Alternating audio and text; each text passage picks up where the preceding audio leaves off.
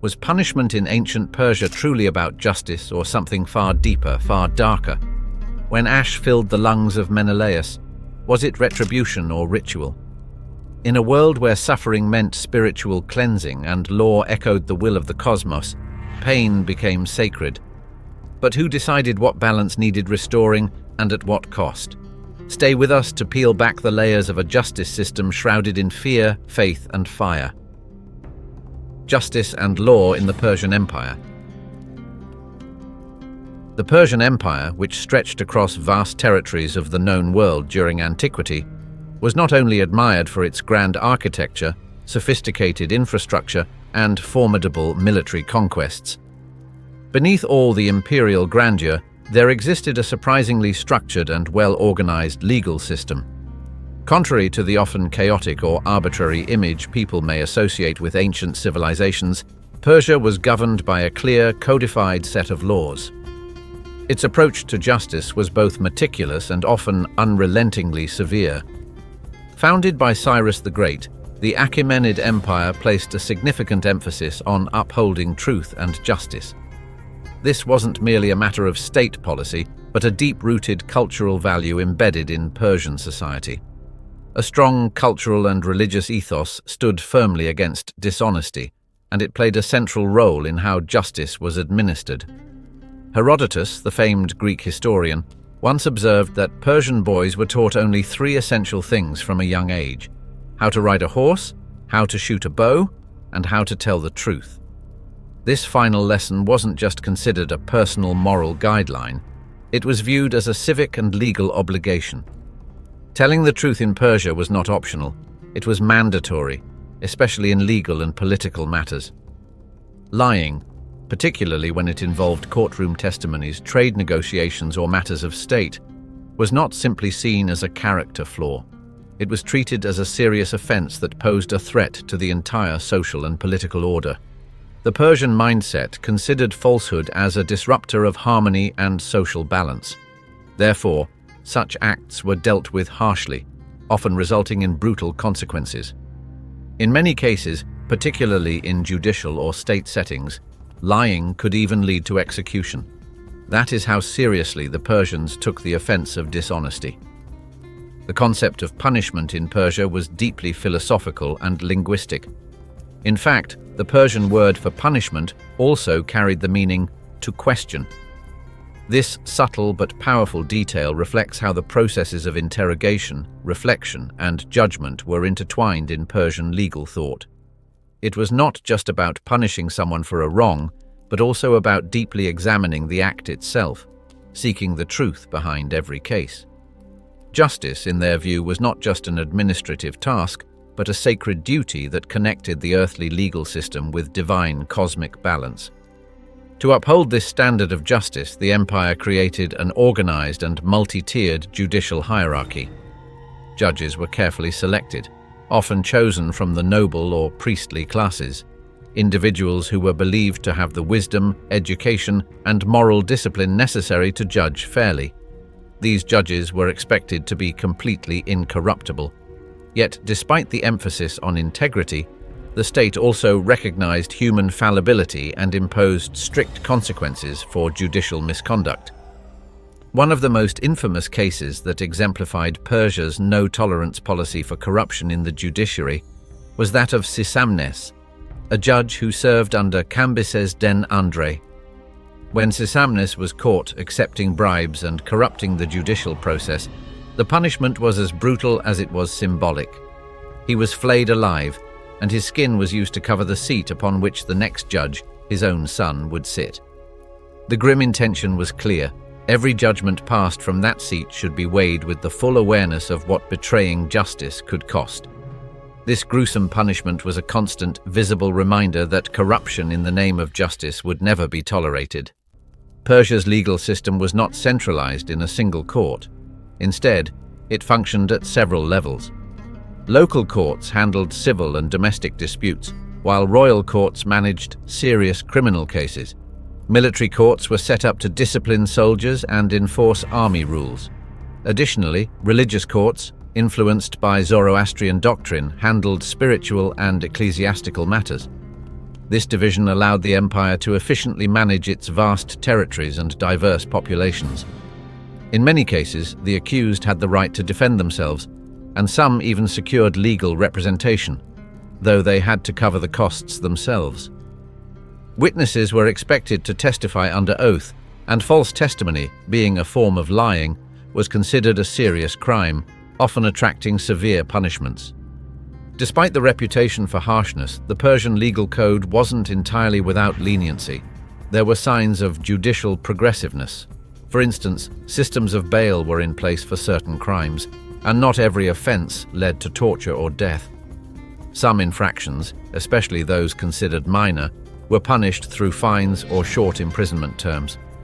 Furthermore, family law was given notable importance. Legal codes often emphasized responsibilities among family members, especially within the household, showing an early understanding of structured social roles and accountability. This legal philosophy wasn't confined to the Persian heartland. Governors in remote provinces had some degree of legal autonomy, but were still expected to adhere to the central principles of the Persian legal framework. Archaeological findings, including legal documents, contracts, and marriage licenses from various Persian administrative centers, confirm the existence of a highly bureaucratic and legally aware society. These documents offer a remarkable glimpse into the advanced administrative systems that governed everything from personal disputes to large-scale governance. Still, even in such a structured system, questions linger about how fair it was in practice. While Persian kings often preached ideals of fairness and divine justice, the real-world application sometimes skewed in favor of the elite. Nobles, for example, were occasionally able to transfer their punishments onto their servants, and members of royal families often escaped direct consequences for serious offenses. Such exceptions serve to highlight both the ideals and the limitations of Persian justice. What made Persian justice both respected and feared was its unique fusion of law and spirituality. The dominant religion, Zoroastrianism, taught that every moral choice had a cosmic consequence. Crimes like lying, stealing, or corrupt judgment weren't just offenses against people. They disrupted the universal order of Asher, the sacred cosmic truth. The king, in this worldview, was not only the ruler, but also the guardian of this divine order. Thus, enforcing the law wasn't just a political necessity, it was a holy obligation. But what happened when the justice system wasn't content with words or fines when it turned its full attention to the human body? Mutilation, whipping, and blinding. The human body in ancient Persia was seen as far more than just flesh and blood. It was a public canvas, a permanent record, and a living warning. Within the Persian justice system, the body became both the site and symbol of punishment. Justice was not just something one endured, it was something one wore, often for the rest of one's life.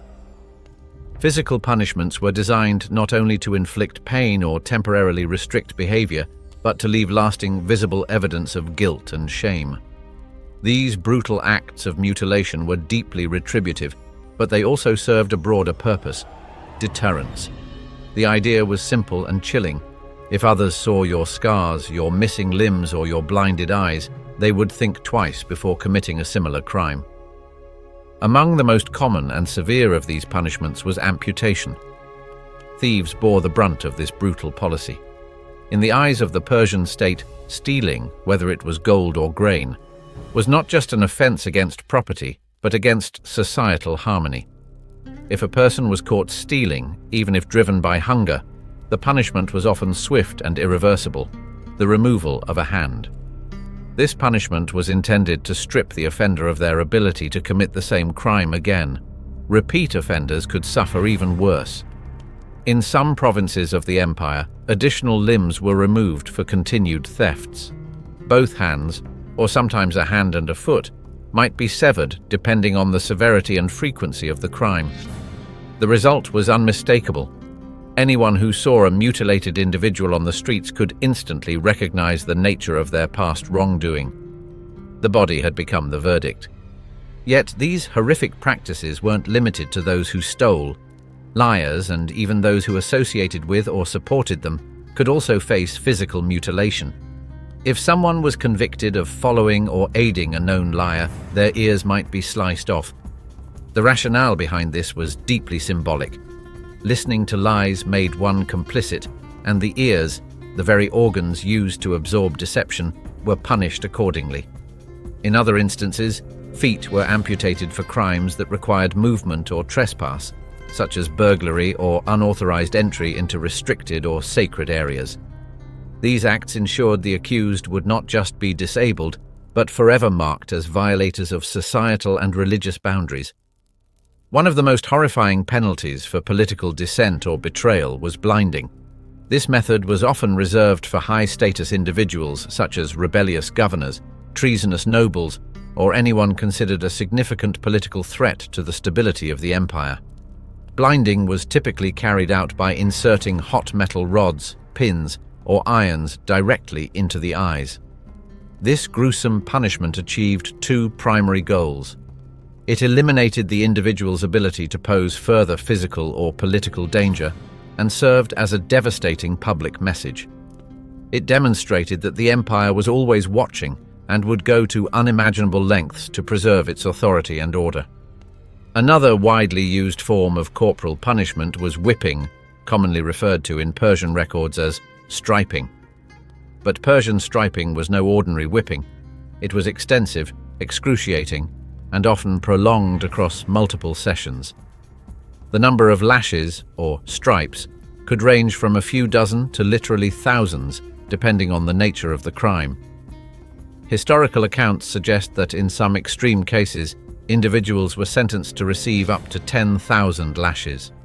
Since no one could physically survive or endure such a punishment in a single session, the stripes were administered over several days or even weeks, prolonging both the physical torment and public humiliation. Each stripe was delivered as a separate, deliberate act, often by different executioners working in rotation. These punishments were not carried out in isolation or behind closed doors. On the contrary, they were public spectacles, staged to create fear and reinforce obedience to the law. The victims were often tied to stakes or wooden posts in the center of town squares, where townspeople were either encouraged or required to watch. The whips used were frequently crafted from twisted leather or rope embedded with metal or bone, maximizing pain and ensuring permanent scarring. These punishments didn't just torment the body, they scarred the mind and soul too. Even the most vulnerable in society were not exempt. Beggars, if accused of cheating, stealing, or inciting public disorder, could face mutilation or whipping at the hands of local village judges. The harshness of the Persian system blurred the already thin line between survival and criminality. A person asking for food could be suspected of dishonesty and punished accordingly. In such an unforgiving legal atmosphere, mercy was a rare commodity. Adding to the complexities of this system was a deeply entrenched class bias. While Persian justice preached impartiality, practice told a different story. In some known cases, nobles and royals found ways to escape punishment by sending their servants or subordinates in their place. For example, if a nobleman was convicted of a crime such as harming a sacred animal, a violation that could carry a penalty of hundreds of lashes, he could dispatch a servant to endure the punishment instead. Though not formally recognized by the law, this disturbing loophole was tolerated in certain circles, exposing the stark inequality in how justice was dispensed. Despite this imbalance, the underlying principle of Persian justice remained hauntingly consistent. The human body was a ledger. Each scar, each lost limb, and every sensory loss represented a line in that ledger, a record of the crime committed and the punishment received. These weren't random or excessive acts of cruelty. They were carefully calculated, state-sanctioned messages to the population. The state didn't just punish wrongdoers, it used them as living warnings. The message was chillingly clear. Deviate from the law, and your punishment wouldn't end with pain, it would live on your body forever. What if justice demanded more than permanent damage? What if it demanded your skin, your breath, or your very presence as a warning? Come with us to know. Flaying and judicial terrible symbols. In the Persian Empire, justice was never merely a sentence delivered behind closed doors. It was a spectacle, a carefully orchestrated display meant to leave a lasting impression on all who witnessed it. Justice served in ancient Persia was not just about correcting a wrong, it was about constructing a powerful warning that echoed throughout society. When a crime was considered too severe to overlook or too dangerous to forgive, the punishment left no room for redemption. It did not simply end a life, it transformed that life into a permanent, horrifying example. Among the most feared and gruesome of these punishments was flaying, the removal of a person's skin while still alive. Flaying was not an impulsive or spontaneous act of cruelty. It was deliberate, ceremonial, and soaked in symbolism. Perhaps the most famous and frequently cited case is that of Sisamnes, a judge who served under Cambyses II, the son of Cyrus the Great. Sisamnes was discovered accepting a bribe in exchange for a favorable judgment. In the Persian worldview, where truth and justice were almost sacred duties, his offense was not simply a personal failing but a betrayal of the cosmic order. Cambyses did not settle for a standard execution. He ordered Sisamnes to be flayed alive. The king then had the judge's skin preserved and used as upholstery for the judicial seat. Sisamnes' own son was appointed as his replacement and forced to sit on the remains of his father every time he presided over court. This chilling arrangement was not only a punishment, but a daily lesson in integrity and fear, a grotesque but effective reminder that justice in Persia could not be compromised. Flaying, however, was not limited to those guilty of judicial corruption. The same punishment was also reserved for crimes such as treason, rebellion, and betrayal of royal trust. These were offences that struck at the very heart of imperial authority, and the penalties reflected the seriousness of such acts. The methods varied depending on the region and the severity of the crime. In some cases, thin strips of skin were removed from specific areas like the back, arms, or chest. In the most severe situations, the process involved the removal of nearly all skin from the body. Regardless of the method, the aim was the same: to prolong the victim's pain for as long as possible without causing immediate death. Modern medical understanding suggests that most victims likely died from a combination of shock, massive blood loss, or cardiac arrest. The pain experienced during such a punishment would have been beyond comprehension. In cases where the victim managed to survive the initial ordeal, death almost certainly followed from infection or the effects of exposure. Still, the goal was never merely death. It was the suffering that mattered. The longer a person remained alive during or after the punishment, the more effective the warning became. Their agony was transformed into a tool for governance. While flaying was not a uniquely Persian invention, the Achaemenids mastered its symbolic potential. They knew how to turn an act of violence into a message. The skin of executed criminals was not always buried or discarded. In some cases, it was publicly displayed, hung on city gates, or even used to cover ceremonial objects. The meaning was unmistakable. This person defied the law and became a lesson. In the eyes of Persian authorities, justice was not just about removing threats, it was about making examples. Another powerful account tells of a judge who, like Sisamnes, was flayed for dishonesty. His skin was stretched and fastened over the seat in which future judges would sit. Every decision passed down from that court would be made with the silent presence of his punishment looming over the proceedings. It was a way to bind memory and morality together. Pain was not just a private consequence, it was preserved as public memory. In Persian justice, there was no stronger reminder of the law than a courtroom stained with the past. The act of flaying required more than brutality. It required expertise. Executioners who carried out these punishments were often highly trained. If the victim died too quickly, it was considered a failure, and in some cases the executioner himself could face punishment. This pressure gave rise to a small group of infamous specialists, executioners who had perfected the slow, deliberate method required. They were more than enforcers of the law. They were craftsmen of agony. A slow, calculated hand was far more valued than a hasty one. Each cut had to serve the purpose of prolonging life just enough to let pain do its work. Not every instance of flaying was carried out within a judicial setting. It was also a method of political control. Regional governors, rebellious nobles, and even military leaders who threatened the power of the emperor could find themselves subjected to the knife. In these cases, flaying was not just a punishment, but a method of erasing legacy. The empire demonstrated that no rank or title could shield one from justice. If a governor could be stripped of his skin, then no one was safe. In certain instances, the punishment did not end in death. There are accounts of partial flaying, where specific sections of the body were skinned and the person was left alive. These individuals were forced to walk among the public, disfigured and in agony. Their presence served as a mobile warning, a moving display of imperial wrath. In many ways, their fate was more terrifying than death itself. They became living corpses, carrying their punishment with every agonizing step, seen and pitied, yet feared and reviled. Though some historians continue to question the frequency or accuracy of these stories, multiple ancient sources, supported by archaeological references, confirm that flaying was indeed practiced in ancient Persia. Whether it was imposed on corrupt judges, rebellious governors, or traitors to the crown, the purpose behind it remained consistent.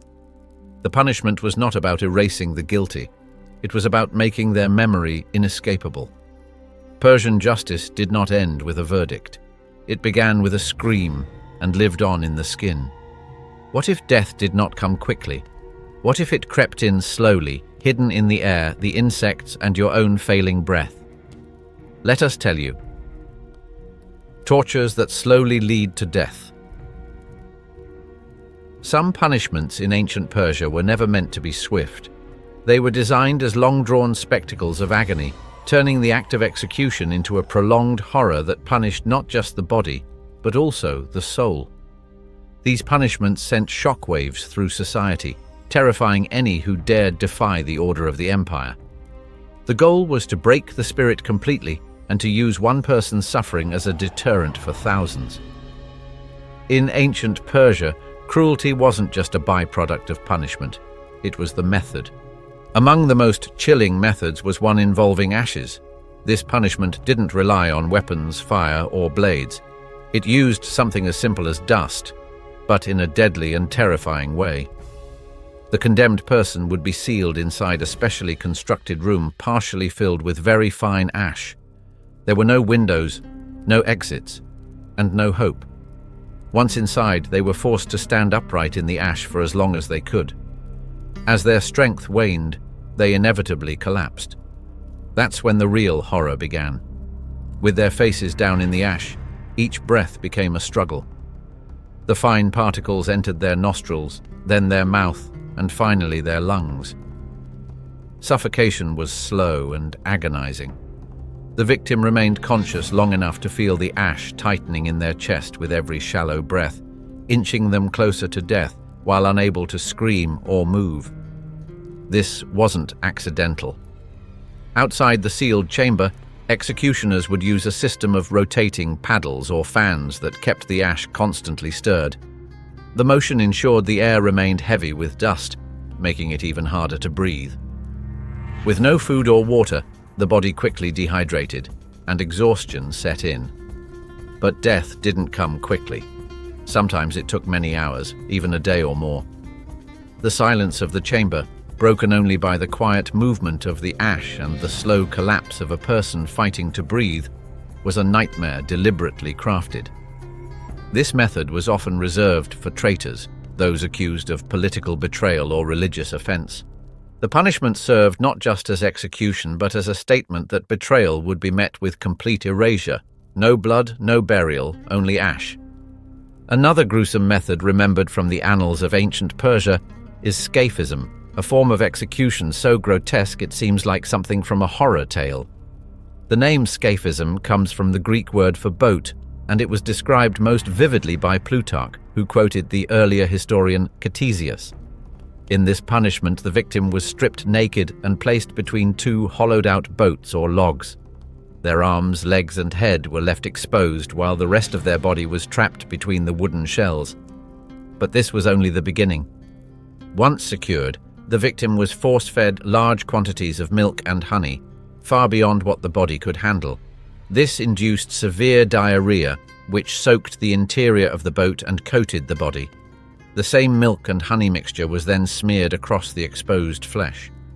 The purpose was clear: to attract insects. Flies, beetles, and other pests swarmed the helpless victim, drawn by the sweetness and the waste. Over the following days, the insects laid eggs in open wounds, and maggots began to breed. The body started to decay while the person was still alive and fully conscious. Suffering from hunger, pain, sunburn, insect bites, and extreme infection, the victim would eventually die from a combination of septic shock, dehydration, and sheer exhaustion. This process could stretch out for days. Some even reportedly survived a week in this state. Scaphism was not used for ordinary crimes. It was a sentence for the most reviled acts: betrayal of the crown, insult to the gods, or crimes that threatened the very fabric of society. Whether or not the Persians widely used this method is still debated. Some historians believe it was exaggerated or invented by Greek sources seeking to portray Persians as uncivilized and monstrous. Others believe Scaphism reflects real methods employed in isolated but important cases, particularly when the empire wanted to make an unforgettable example of someone. Regardless of the debates about accuracy, both the ash suffocation and Scaphism reflect a core truth about ancient Persian justice. Punishment was more than law. It was spectacle, it was theatre, and above all, it was a reflection of cosmic justice. Under the teachings of Zoroastrianism, the dominant religion of the empire, sin and corruption weren't merely crimes. They were threats to the balance of the universe. When someone broke moral or social codes, it wasn't just a personal failing. It was believed to ripple across creation. Therefore, punishment had to match the crime's spiritual weight. Brutal death wasn't just retribution. It was seen as a form of cleansing, a necessary evil to restore harmony. This spiritual dimension added a layer of justification to even the cruelest punishments.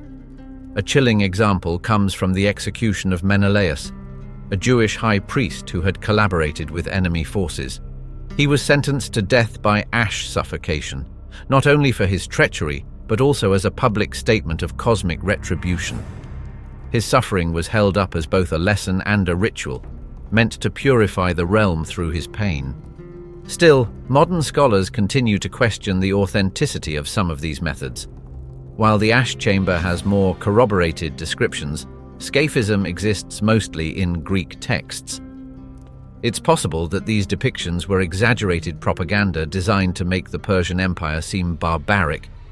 Yet even if the specifics were embellished, the message remains clear. Ancient Persia was a civilization where punishment could be as poetic as it was horrific, where justice walked hand in hand with fear, and where death itself was used to deliver divine balance. But when fire and metal replaced air and insects, could pain become even more personal and immediate? Let's dive deep into execution by tools and elements. In the vast and disciplined realm of the Persian Empire, execution was rarely just a way to end a life. It was a carefully crafted ritual, often layered with symbolism and terrifying spectacle. These acts of punishment weren't only aimed at the condemned, but also at the hearts and minds of those watching. Materials like metal, wood, and fire weren't chosen randomly. They served a dual purpose: inflicting physical pain while also delivering a powerful message. Death in ancient Persia could be slow, shocking, and unforgettable. It was meant to teach lessons about obedience, loyalty, and the crushing cost of defiance. Among the most gruesome of all Persian punishments was the use of molten metals. This was not merely an act of cruelty, but a calculated statement. The infamous tale of Queen Parysatis is one of the most cited examples. She was the wife of Darius II and is often portrayed in Greek historical accounts as both ruthless and cunning. According to these sources, she had molten lead, or in some versions molten gold, poured into the ears or eyes of her enemies. These enemies were often accused of deception or betrayal. The idea of pouring liquid metal into organs of perception was heavy with symbolism. It was not just an act of killing, it was a metaphor for corrupt vision and false hearing. It suggested that those who misused their senses, who saw treachery and spoke lies, deserved to have those very faculties destroyed. Another equally dramatic story involved the Roman Emperor Valerian. After being captured during a disastrous military campaign against the Persian Empire, he fell into the hands of King Shapur I. What followed was a sequence of events that shocked even the cruelest minds of the time. According to some accounts, Valerian was used as a human footstool for Shapur. He was publicly humiliated and treated worse than a slave. The final blow came in the form of an execution so bizarre that it was hard to forget. It was said that molten gold was poured down his throat. Whether this actually happened or was the product of Roman propaganda is still debated, but regardless of its truth, the tale spread far and wide. It was remembered because it demonstrated how the Persians could turn an execution into a philosophical punishment. If Valerian had been greedy for power, then gold, melted and deadly, became the instrument of his downfall. The use of metal was brutal, but wood offered even more horrifying possibilities. Impalement was one of the signature punishments under Persian kings like Darius I. This is not hearsay. It is confirmed in carvings and inscriptions like the famous Behistun inscription, which records in great detail how Darius suppressed uprisings. Those who resisted were captured and impaled by the thousands. Unlike swift executions like hanging or beheading, impalement was designed to be slow, painful, and deeply humiliating. The process was cruelly methodical. A stake was inserted through the body, often from the lower abdomen or rectum, and the victim was lifted upright so that gravity would slowly drag the body downward. To prolong the agony, executioners often applied grease to the pole. This reduced friction and slowed the bleeding, making it more likely the victim would remain alive for hours, even days. Ropes and supports were used to keep the body upright, ensuring the slow passage of the stake through the organs. Victims cried, begged, and shook in agony, and this suffering became a powerful deterrent to rebellion or disobedience. There were different styles of impalement depending on the message the execution was meant to send. Vertical impalement drove the stake through the body from bottom to top. Horizontal impalement passed the stake side to side or front to back. One of the most feared methods was anal impalement, where a deliberately blunt stake was used. This avoided immediate damage to major organs, ensuring the victim stayed alive longer. Sometimes they were made to stand on tiptoe while suspended by the stake, and the moment they could no longer bear the strain and relaxed, the stake would begin its slow, fatal ascent through their body. Although fire was considered sacred in Zoroastrianism and generally avoided in executions, it occasionally played a role. The Persians viewed fire as a holy element, not to be used for disposing of human remains. Burning someone alive was considered taboo because it desecrated the body and the soul. Still, in exceptional cases, fire may have been used to brand criminals or sear wounds after torture. In other rare instances, it might have served as the ultimate punishment for those whose crimes were seen as beyond redemption. Fire in these moments became a tool of both physical agony and spiritual destruction. It erased the possibility of a proper burial, denying the dead their path to peace. Even nature was not safe from being transformed into an execution device. Certain punishments made use of trees in horrifying ways. In one method, 2 saplings were bent toward each other, and the victim's limbs were tied to each. Once the tension was released, the trees snapped back, violently tearing the body in opposite directions. The execution was over in seconds, but the message lingered. It warned of how rebellion could split a person apart, quite literally. All these punishments were layered in meaning. Metal stood for unshakable authority and cold precision. Wood was raw, organic, and inescapable, a symbol of divine justice rooted in nature. Fire was sacred but unforgiving, used only when a message of total erasure was required. The Persian Empire used these elements not just to kill, but to teach. Each execution told a story. Each punishment reinforced the empire's strength, the king's authority, and the fate that awaited traitors. In ancient Persia, death was never simple. It was a spectacle, a lesson, and a terrifying promise. What if the state chose not death, but a slow unraveling of your pain echoing through the city, moment by haunting moment? Public punishment and shame. Punishment in the Persian Empire was rarely aimed at just the individual. Instead, crimes were treated as disruptions to the larger social and political order. The consequences reflected that belief. Instead of quiet justice behind closed doors, penalties were meant to be public spectacles. These displays were carefully designed to instill fear, assert state power, and keep the population obedient. The suffering of a single person was transformed into a powerful warning to thousands. One of the most disturbing features of ancient Persian justice was the way it turned punishment into a performance. Rebels, traitors, and even petty thieves could find themselves placed on display before their own communities. A common method involved chaining the convicted person to the gates of a city or to the home of a powerful official. The symbolism was brutal and clear. These gates represented control, order, and law. The punished were displayed as broken examples of what happens to those who challenge that order. To increase their suffering, victims were often mutilated before being exposed. Noses or ears were sliced off. In some cases, tendons were damaged, so the person could not walk or raise their arms. They were left in agony, exposed to the weather and the stares of everyone passing by. But the cruelty did not stop there.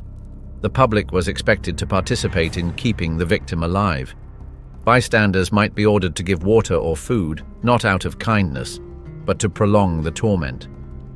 In a twisted sense, mercy was turned into torture. The longer the victim survived, the longer they could suffer.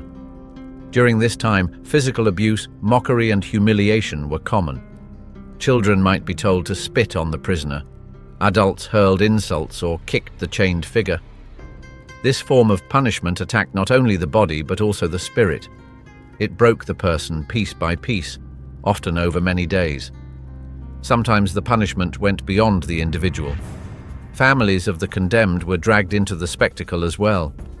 One of the most terrifying stories comes from the reign of Queen Amestris, wife of King Xerxes I. The ancient historian Herodotus wrote that she ordered 14 noble children to be buried alive. The act was possibly a political move disguised as religious ritual.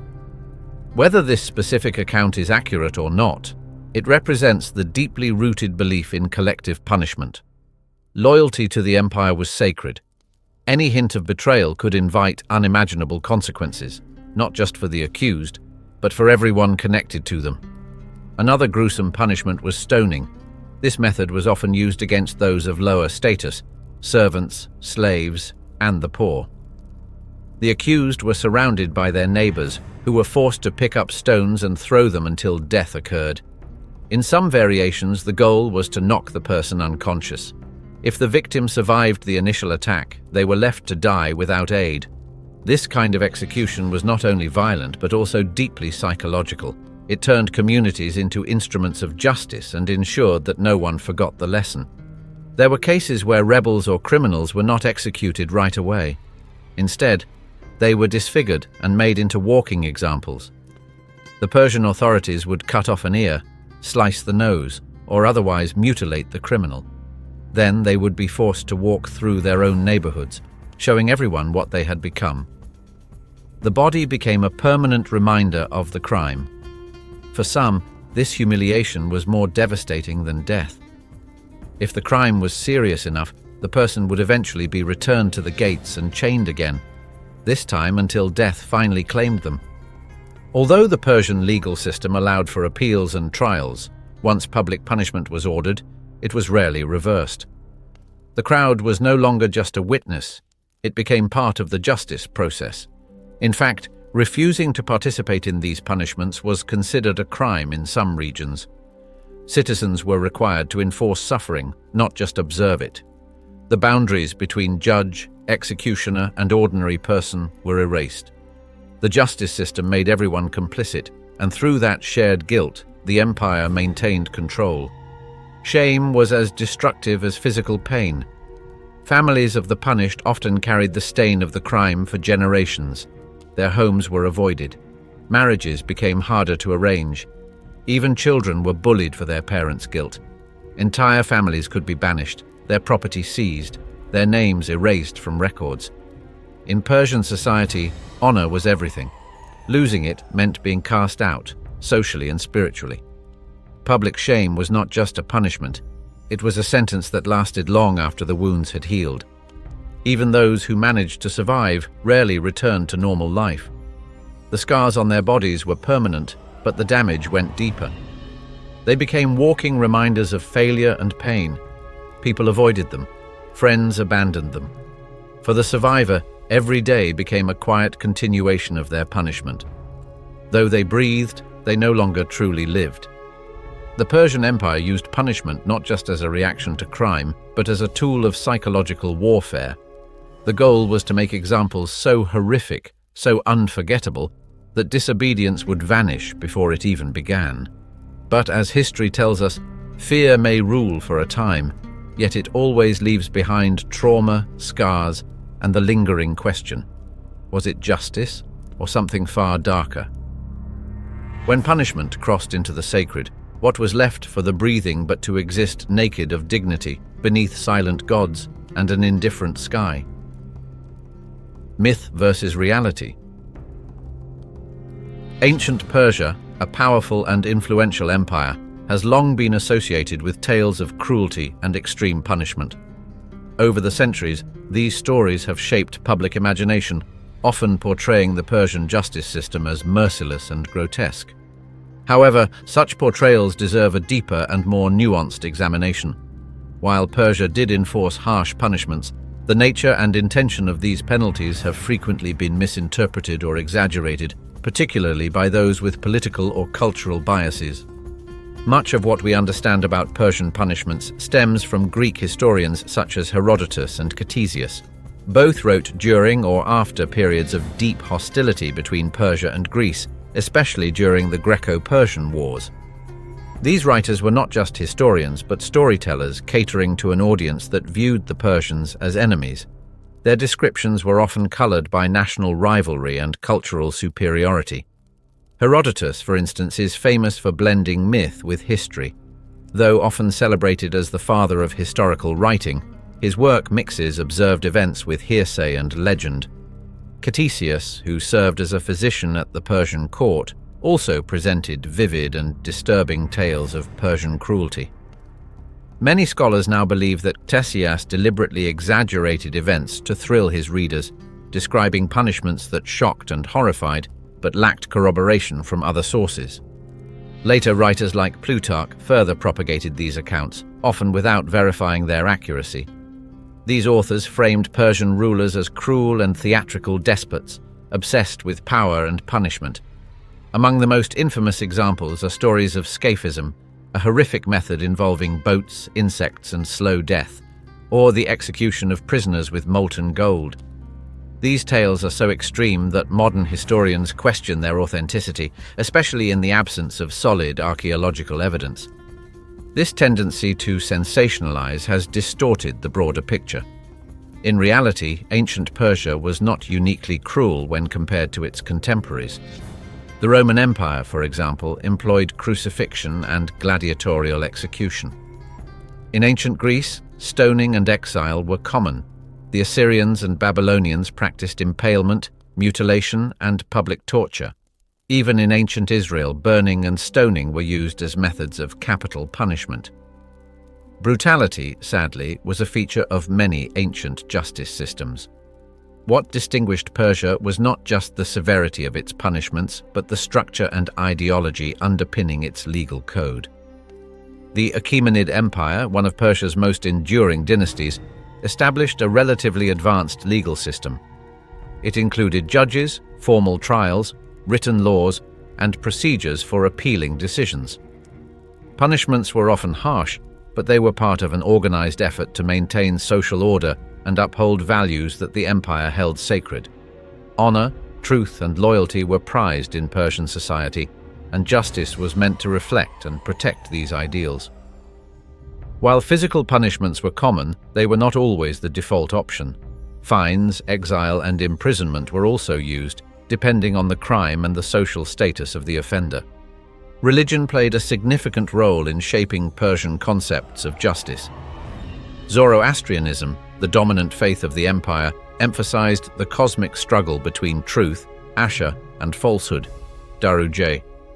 This belief held that every person had a duty to contribute to the balance of the universe.